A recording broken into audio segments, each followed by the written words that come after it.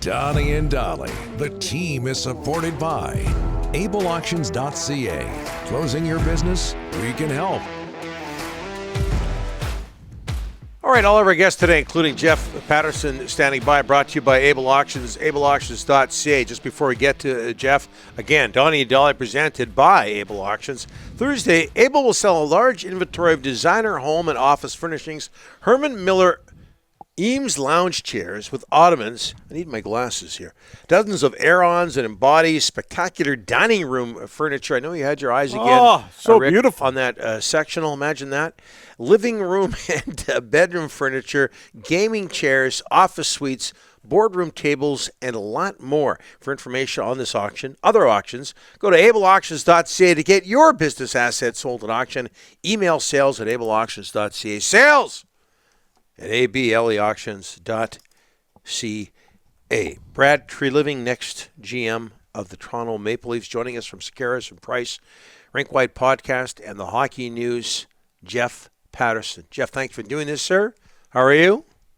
Good, Donnie. Better now that I've had my SCTV dose for the day. Good pull with the five neat guys there. So gave me a laugh, and can never get enough of SCTV. I totally agree, and I think it holds up. Did the Leafs make a good choice with Brad Treliving, in your opinion? It's so hard to know.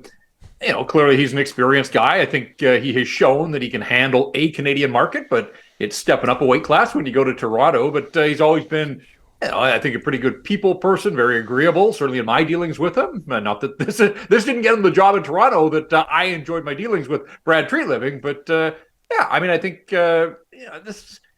look, he made, and again, he GM, I think he made some good moves in Calgary, and then he's going to have some contracts that, you regret, that the franchise regrets, that will plague that franchise now that he has moved on there. Is he a better general manager than Kyle Dubas? I think both of them have spotty playoff track records from their last jobs. So he's got some work to do. And obviously in Toronto, it's managing big personalities under the brightest of spotlights. So we'll see what he can do. I think he's up to the challenge, but again, there are standards there in Toronto that really haven't been met when you win one playoff round in the last 2 decades. So he's got his work cut out for him, without a doubt. But got to roll up the sleeves, and I guess the Leafs wanted to get somebody in there. Look, it's the last day of May. Like, the draft is less than a month away now. So not that he'll come in and oversee all of the draft, but you want to have your people in place certainly by the draft and then into free agency. So good on him. He's back in the game, and we'll see what he can do with this opportunity. Hey, Jeff, your thoughts on Ethan Bear? We do get a lot of texts into our Delaney's OK Tire and Langley inbox that, get rid of him, don't bring him back. The majority do want him back. What are your thoughts with Ethan Bear and the season he had and looking forward with him in Vancouver? Yeah, and I think it's going to be fascinating to see how this plays out. I know you've been reporting on the fact that there have been talks, but it doesn't seem like a whole lot of progress has been made here. And again, we're getting down to this month of June now where things have to happen, and he's one of those things, at the very least, needs a qualifying offer from the Vancouver Canucks. So we'll see how things play out there. As for the player, look, I think he's a fit on the Vancouver Canucks. I like Ethan Bear. He's going to be 26 here next month, so he fits right in that wheelhouse that Jim Rutherford has spent an awful lot of time talking about since he took over the job. I wish that there was one sort of discernible quality that Ethan Bear had that nobody else on that back end had. Like, I wish that he was an ace penalty killer, or, a big bruising physical guy, or had a bomb of a shot. And I don't think that really he checks off any of those boxes. He does a lot of things well in the modern game. He skates well. He can transport the puck. He's able to transition it. But, on a team that's just begging for more offense from the back end, what did he have? 3 goals and 16 points, I think, last year. And he was a high scorer in his last 2 years as junior. Now, lots of guys can say that, and you get to the NHL, it's a different game, obviously. But I'm so curious to see how that right side shakes out, because Filip Hronek obviously is the top dog there. He's going to eat up a lot of ice time and a big role. So where does Ethan Bear slot in? He and Quinn Hughes were the third most utilized pair of defensemen playing together last season for the Vancouver Canucks, and their underlying numbers were pretty good. But I think anybody that plays with Quinn Hughes, you're going to see a bump in your underlying numbers. So again, I think there is a role for Ethan Bear on the Vancouver Canucks. Is he the perfect partner for Quinn Hughes? I'm not sure about that. But, after Filip Hronek, where does he slot in? Is he a number 2 guy on the right side? Is he a third pairing guy?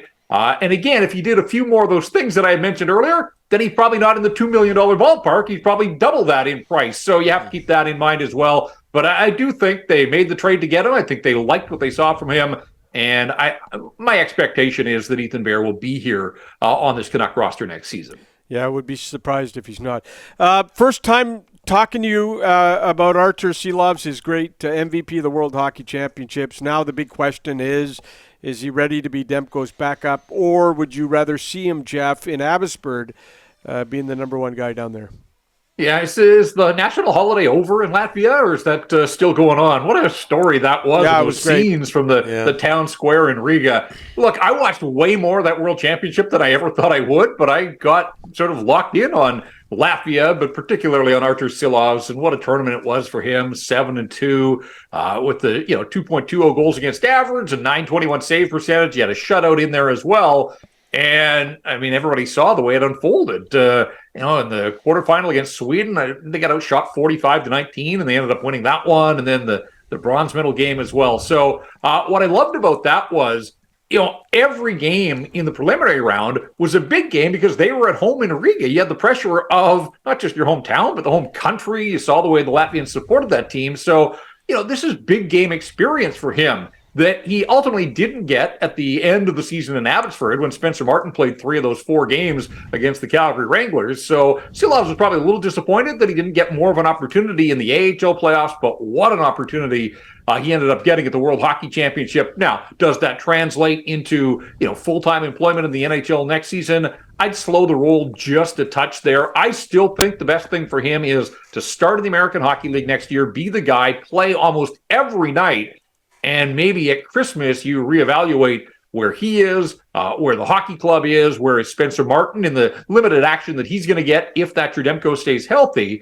But I do think it's important that he got a taste of NHL action last year. The Canucks have to make sure that Arturs Silovs gets some NHL games this coming season. And with Abbotsford just down the road, I think it's important. He's waiver exempt. You can bring him in and out.